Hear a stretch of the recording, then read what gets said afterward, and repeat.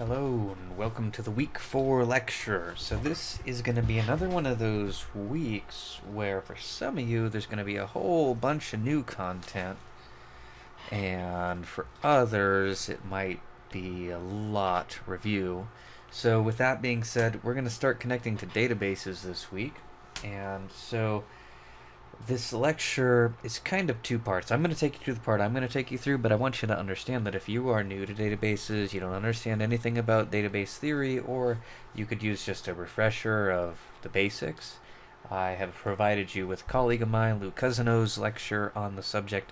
He's our resident expert on databases, so I took his introductory lecture and I'm providing that to you for this week rather than doing it myself. So I'm going to talk about how we're going to interact with MySQL via PHP, but you do need to have at least a decent understanding of the big picture, and Lou's video should help you out with that. I also want to say that some kind of database experience is a recommended prerequisite for this class. If you've never worked with a database before, it's not a problem. It's not going to help, for sure, but look, we're going to do hardly any SQL in this class, so it's not going to be a problem. It's not uncommon at all to have somebody without any direct experience working with databases in this course. So it's going to be okay. Don't worry about it. It's not as much of a hurdle as it would be if you had never worked with CSS before. I'll just put it that way. All right, so as we begin, first thing I'm going to talk about today has nothing to do with databases. Everything for this week that I think is important is going to have a separate little tutorial video on it. One of the things I talk about this week is sticky data. That doesn't have anything to do with databases, but I think it's just about time to talk about it. So we've talked about forms and processing forms and some validation. Sticky data is the idea that when you complete a form and you mess up, because we always make mistakes on forms. I do. You're probably like me. You know, either your passwords don't match or you forget to fill out some field, right? Sometimes it's not clear what needs to be filled in, what's not. Sticky is when the form, you don't have to refill all the fields. So let me show you a simple example of that. So this right here is a non-sticky form. So let's say I'm filling out this form and the developer's not using any, browser technology to help me out, and I haven't completed the form.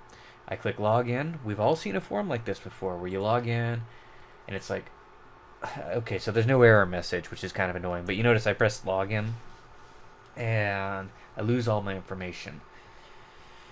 Sticky data would be more like this. I switch to a very similar form. You can imagine if that transaction didn't go through because I didn't enter a username and a password. Here I'm going to do the same exact thing. I'm going to click login and I get an error message, but notice how my content is still on the form. That's what you call sticky information. By default, when you submit a form, you lose that information. You, the developer, have to go out of your way to ensure that that information doesn't get lost upon submission of the form.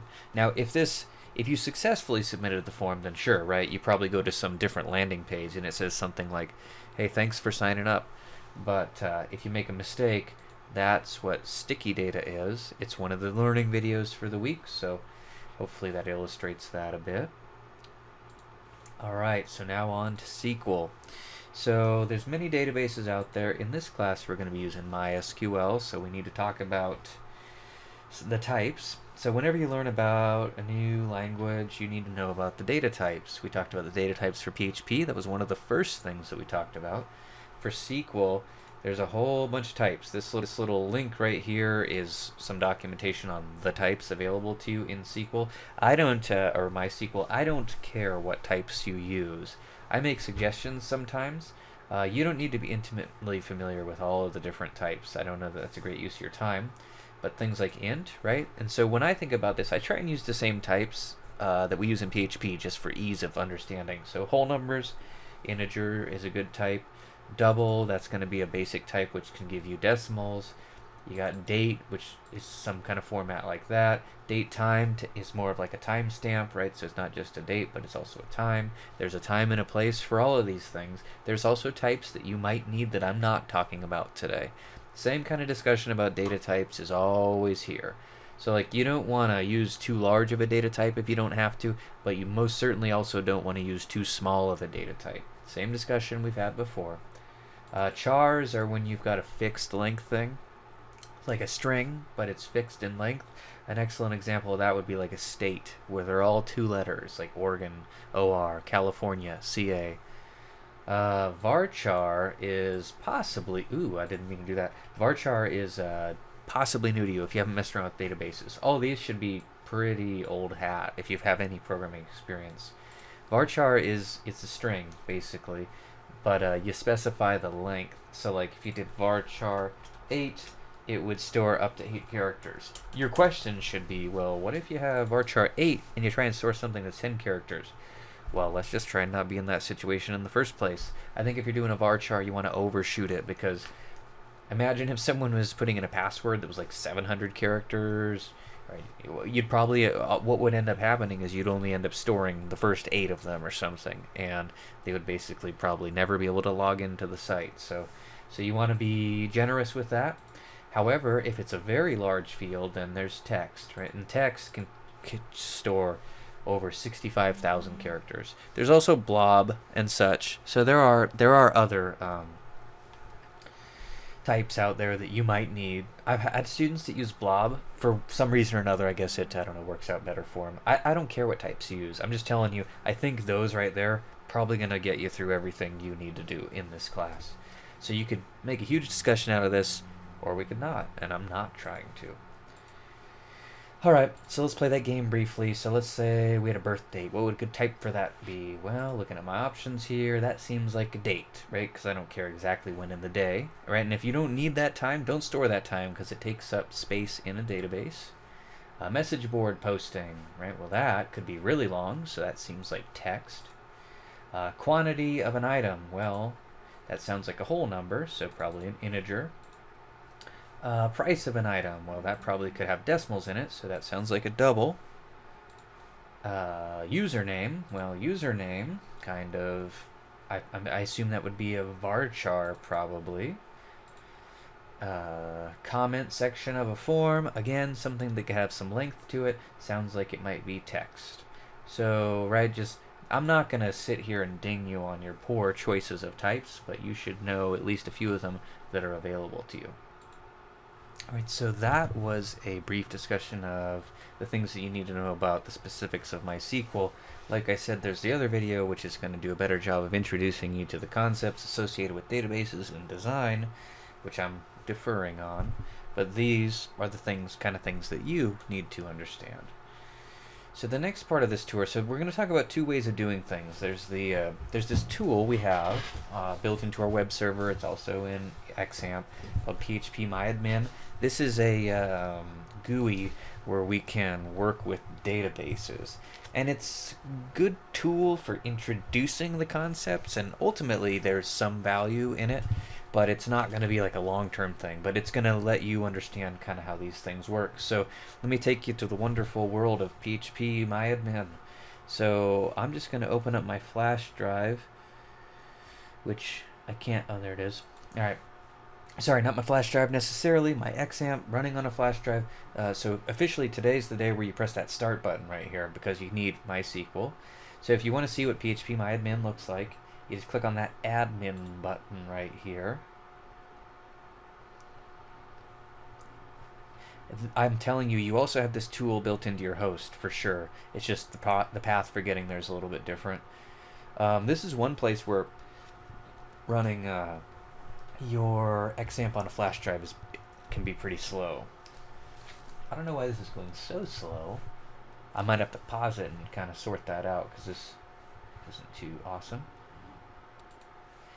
Well, that was strange. It was just that white screen, and then I refreshed, and I see something like this. So I'm not sure what you see, because this is kind of like a history of what I've done. So this is PHPMyAdmin. This is where you can go to manage your databases that you're creating.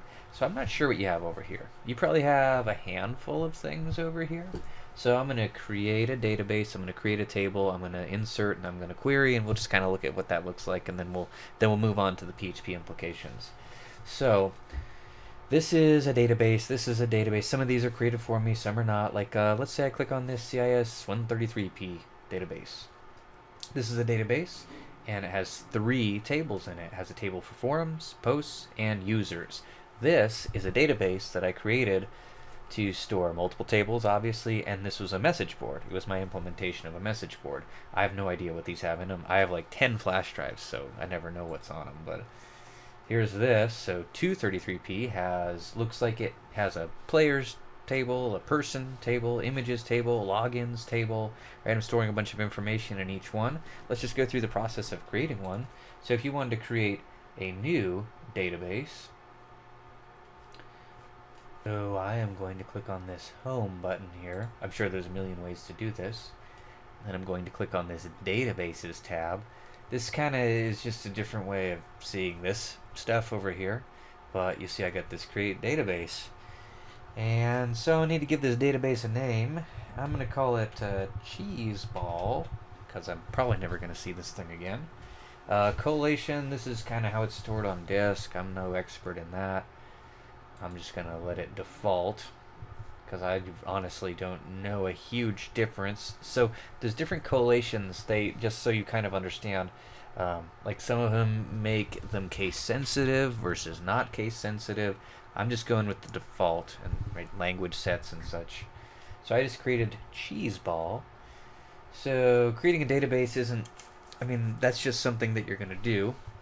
If I go into cheese ball, see, I don't have any tables in it. If you want to create a table, well, I'm just going to do something like, let's call this the cheese, I guess. And so number of columns, like you should already kind of know what a table is. Tables, it's easy to think of them like spreadsheets, right? And so columns are going to be like the headings in a spreadsheet, if that helps.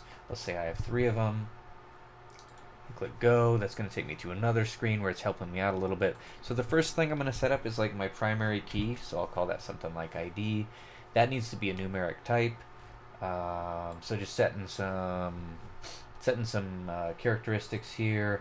One attribute, if it's going to be a primary key, I need to do that and that, right? Sorry, I'm just clicking through the things. So it's a primary key and it auto increments. Auto increment means that like you can't have 2 people with the same key. I think about like a primary key for people, like I mean, citizens of this country would be like a social security number, right? We can't be 2 people with the same social security number, and auto increment helps to enforce that. Another one, let's just say like name, and that sounds like something like a varchar, and let's say it has a length of that. I don't have to do anything else. And let's say I've got an age, and that's an int. And so that was I'm setting up the layout of my table. So this is creating a table in PHPMyAdmin. I save. Now this is a long part of the lecture, and I kind of don't like it a whole lot, but I'm not going to make a video about this because it doesn't have a whole lot of value, so just seeing it one time's okay. So here's my cheese ball database. Here's my cheese table. So let's insert something into it now. And we're doing things kind of the clunky way. Let's say I want to insert someone. So I click insert. And so I've got an ID. Let's say this guy's ID is 7. His name's Roger. And his age is 40. I mean, I could do a couple. I guess I might as well. So let's do also 34. Now, I also want to tell you that when you have a ID column that's auto-incrementing, normally you just don't specify anything, and they just kind of automatically get assigned, but I'm doing this. This is Lucy, and she's 11. And so I go, and so I want to show you what this kind of looks like. So notice that right there, that's SQL.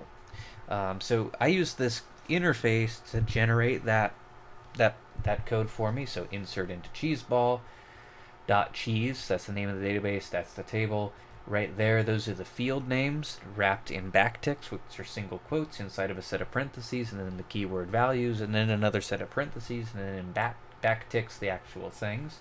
There's actually a scroll bar here. There's that first Roger character, and there's the Lucy character. You can also see it right there in a lot less hideous fashion.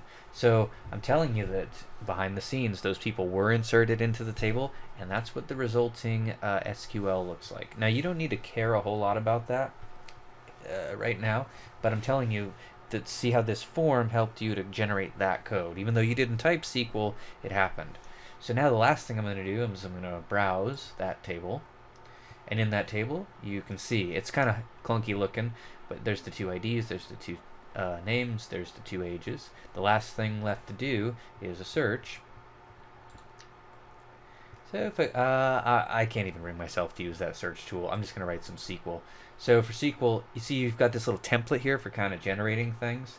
So select star from cheese where age is greater than 7, right? That should give me the one person.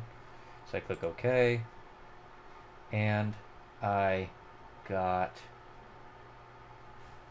both of them. Oh, I didn't mean to do that, but yeah, I guess that worked. I was thinking Lucy was 7, but you see my results are right here. I don't spend a lot of time at the PHPMyAdmin window, so you can see me kind of clunking my way through it. That was valid. I guess I'll do something slightly more interesting. Let's go greater than 11.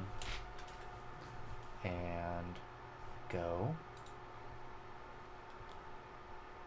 And you see now I only get Roger. So you can see that happening. So I created a table, I inserted a row, and I searched the table. And those are the things that you're going to do with SQL in this class. And that's what you use databases for. Now the thing about everything I've done so far is this is a fine way to put things into a database, fine way to create a database, fine way to manage the database, but this only works for someone with administrative privileges such as me, the owner of the website.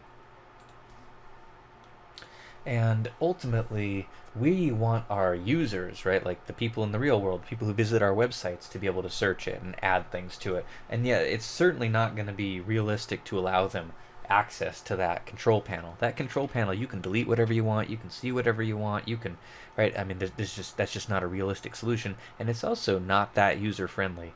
I mean, it's a little bit user-friendly if you understand how it works, but just to a normal person, that's not going to suffice. So what we're going to end up doing is creating PHP scripts to allow people to interface with those. So I just showed you those things, and the rest of this presentation is going to be very quickly talking about how we're going to do that via PHP scripts. I'm going to come back to all this in the weekly videos, so I'm going to blow through the next parts of this. Like I said, we're not going to do that again. All right, so one of the things that I have to make clear to you, I'm going to do the best I can here, is you know how I created that database and it was called Cheeseball? That's fine. You can call your database whatever you want to call it, but I created a database locally on my XAMPP installation. I've also need a database on my web host. And on your web host, you can't call your database Cheeseball. If you wanted to call it Cheeseball, you'd have to call it your username _ Cheeseball. Right? So XAMPP will let you do whatever you want, but your web host has some rules that you have to follow. So if I wanted to do that correctly, I would have called it casewordOut _ Cheeseball, right? That's what I need to call that. I'm telling you, everything you do on XAMPP needs to be completely mirror what's going on your web host. Otherwise, you're going to have two separate databases and two separate scripts, and it's just a total nightmare. So I'm telling you right now that when you actually go through the process of creating that database on your flash drive, make sure you understand that it needs to start with this prefix, whatever your username is. So that just has to happen. So the other thing that needs to happen is when I'm using that PHPMyAdmin tool, I didn't have to really address any login or privileges because as the person who's running XAMPP, I am the administrator. But on your real web host, you're not going to want to allow the end users on your website to be administrators. So I'm show you kind of sort of how that goes. So when you've got a database, such as we do, where is that PHPMyAdmin? Another thing that, just trying to find that window, sorry, a little clunky. I know this is going to be a long lecture. So we got this Cheeseball database. One of the things that you're going to want to do for sure is go head on over to privileges and add user, because right now it's just set up with root, right? There's this root character that can do whatever they want. You're going to want to make a user, and you're going to need to do this on your live web host as well. I'm telling you, for host, always do local. I don't know why, that just works out better. And there's that cheese. And then notice the privileges down here. It's super lazy to just select all, but that's what I'm going to do. Some of these things they might need to do, might not. In reality, when you're creating a web-based application, you should ask yourself, well, what am I going to allow my users to do? Right? Like, do your users need the ability to drop tables? Like, almost certainly they don't. I'm actually certain they don't. An administrator might. Do they need to be able to alter statements? Do they need, all right, I mean, so you need to answer those questions for yourself, but the cheese ball thing I can do right now is make sure to give privileges. In reality, you don't want to over-delegate privileges, but I can tell you there's just so many students that I've had in a class like this where they dole out privileges for this user, and then there's just all this stuff they can't do. So I'm going to do that, create essentially a high-level user, which is a bad idea, but I did it. And there's my cheese. So when I talk about users, that needs to happen. So on that discussion, just like a minute ago, I said your database has to adhere to particular rules. Your users need to adhere to particular rules. So like if you want to make that username cheese, I actually can't do that. It needs to be k_cheese.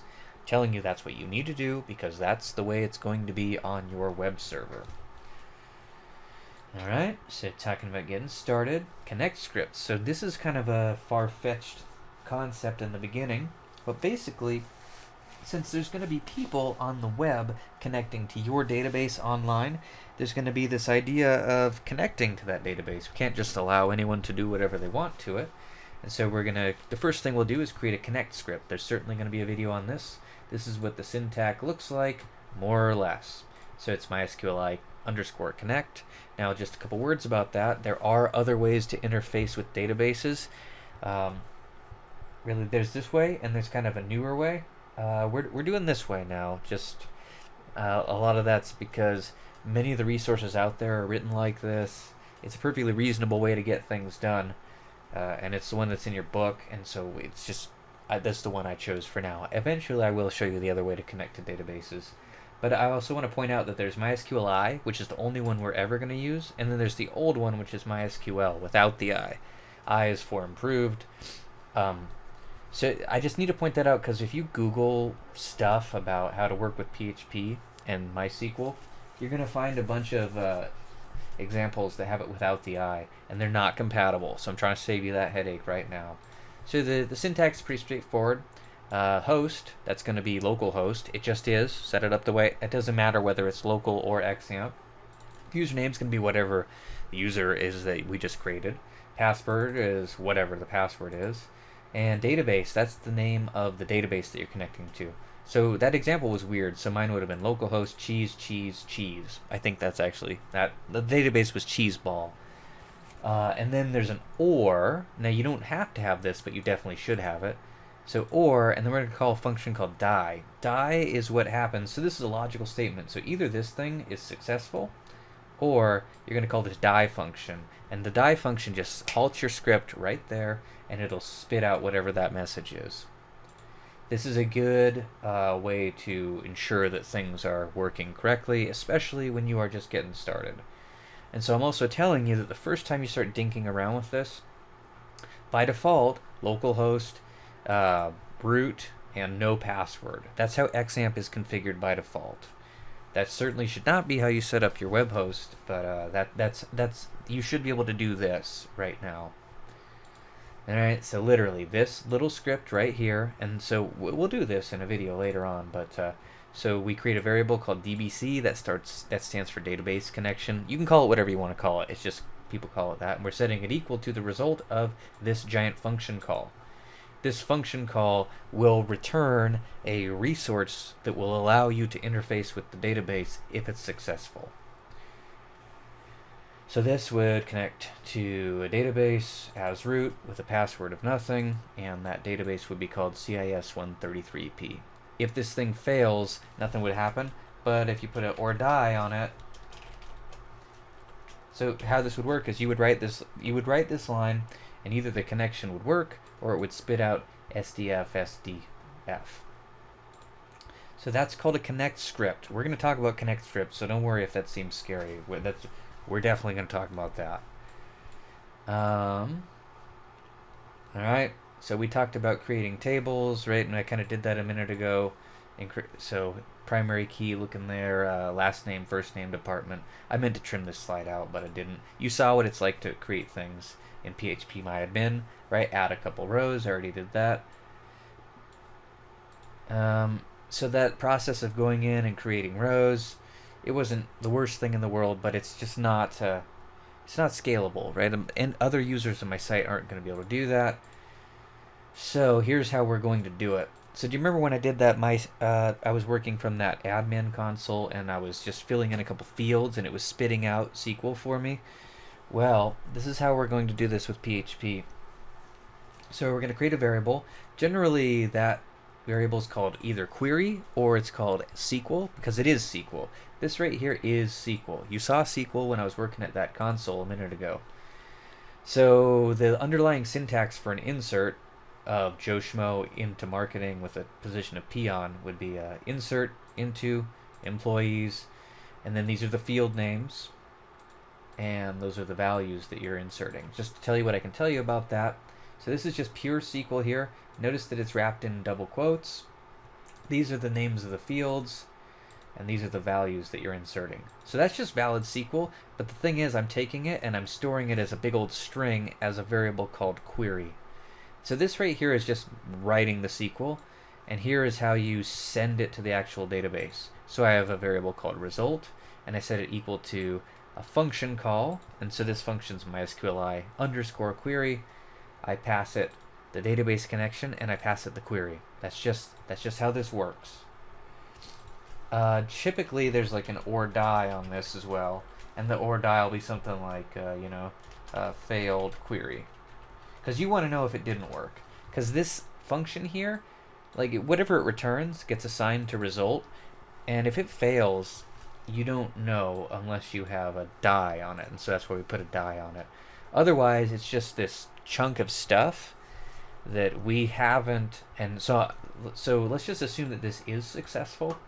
Well, then you get this thing back. It's technically its type is a resource, and we're not even going to learn what to do with that this week, because that's kind of a discussion of its own, and we'll spend a bunch of time talking about that eventually. But just know that this little thing, this function call right here, it either dies and spits that out, or it works and it gives you back this resource, and we'll talk about processing that resource later on. So we have a database connection, right? That piece is the first variable. The second piece is the query, which is essentially just some valid SQL stored as a string. So here's what it would look like in practice, very similar, right? So I build up a query, I create a variable called result. That result gets populated, if you will, by calling this function, passing it a valid database connection, and passing it a valid query. Of course, I keep mentioning that or die piece, which is essentially just a good debugging tool. Now the other part of this, which I will get into this week, is creating a table script. So do you remember when I created that table? I created the table from that admin console. Well, an excellent way to create tables is via a script. And so kind of what that looks like, it'd look a little like this. So instead of having a query which is like an insert or a select, instead, that table starts to look like create table, blah, blah, blah. And I'll go over that, so I think you'll at least get a little bit of an understanding for what I mean by that as you work your way through the videos this week. But you can do anything via script. So there's two ways to do things, just kind of recapping because we are getting near the end. One way to do things was at this console here, which is fine for me, but not fine for people on the internet. And what I'm talking about right now is we're working on ways to create scripts which allow other users to do things, and it kind of allows us to automate the process. This is what the create table syntax looks like. So more or less it's kind of create some table, and then these are your fields. So a primary key, which is an integer, it's not null and it auto increments. That right there sets it as the primary key, then a name, which is a varchar up to 64 characters long, and there's an int. Right, you've seen me go through that. That kind of sort of roughly corresponds to some of the things I did in that visual format. This is what the this is what the raw SQL looks like. And so you could take this and you could say, create a variable called SQL, wrap this giant thing in quotes, and then you could send it as a query using that function from a minute ago. But right now I'm just talking about what the syntax for creating a table looks like, because that's one of the things I'm going to ask you to do eventually, and so that's what that looks like. The last part of this is, so the last thing you're supposed to do when you're done with interacting with your database is this right here. So MySQL close, DBC. This is used to close the connection, free the resources. This would be really useful if you had tons of people on your site concurrently connected to the database. A database can only hold so many connections at a time. So this is something you should do, but it's also something that people don't do a lot of the time, because at the point where your script terminates,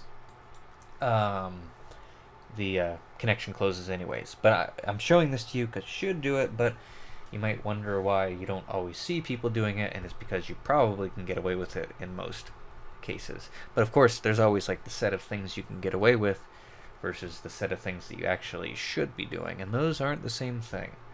Alright, so kind of a lot of content today, but probably confusing at this point. If you started with the lecture, that's probably a good place, but it's also probably confusing because I just waved my hands at a couple things. I showed you how to do things via the control panel, and then I showed you kind of how to do those with PHP. It might not be clear why you need those, but I assure you that it will be clear at some point. So hopefully this helped set the tone for the week, and there's going to be some learning videos to help this all make sense to you. So thanks for watching.